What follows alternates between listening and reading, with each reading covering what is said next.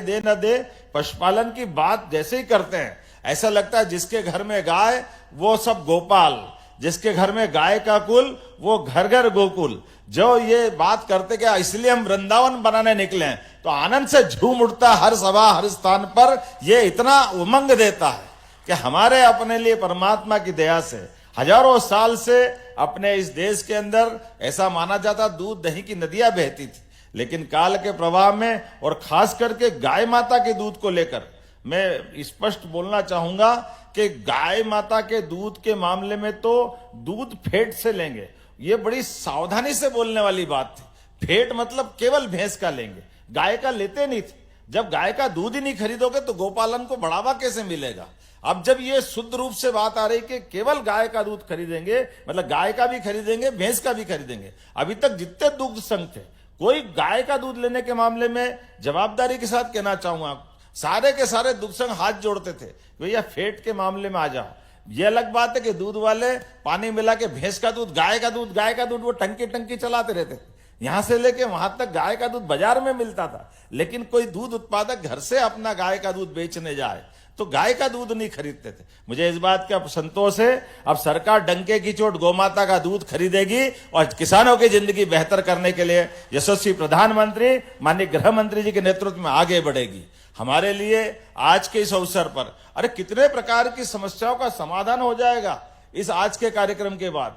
कुपोषण, अरे भाई कुपोषण में हम बाहर से कुछ खिलाएंगे पिलाएंगे अलग बात है, लेकिन केवल घर में उसका दूध उत्पादन का सिस्टम बना देंगे तो न केवल आय बढ़ेगी, बल्कि गाय अगर परिवार में है और माता बहनों को भी दूध मिल गया तो अपने आप अगली संतानों के लिए भगवान की दया से उसको दूध की तो कमी है, और क्या कमी है। दूध ऐसा आहार है जिसके माध्यम से संपूर्ण पोषकता उसके घर में अपने उपलब्ध है। मैं मान के चलता हूं आज के इस अवसर पर ये जो बड़ी संभावना का क्षेत्र खुला है, बहुत अच्छे से हम सब यशस्वी गृह मंत्री जी ने पर्याप्त समय भी दिया है।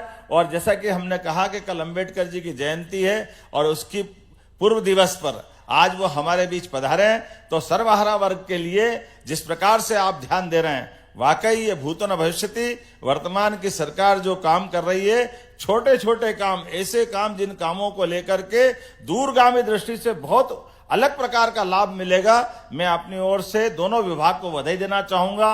और कितने प्रकार की यहाँ योजनाओं का लाभ मिला। अब सहकारिता से पेट्रोल पंप चलेगा, ये भी हम यही देख रहे हैं। जोरदार अभिनंदन करो, अभी पेट्रोल पंप वाला मिला।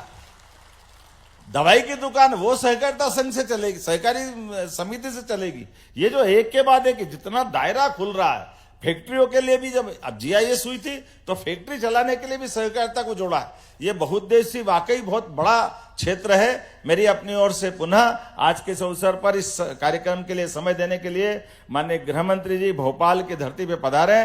दिल खोलकर आपका स्वागत है और आपका आशीर्वाद इसी प्रकार से हमको मिलता रहेगा। बहुत बहुत धन्यवाद।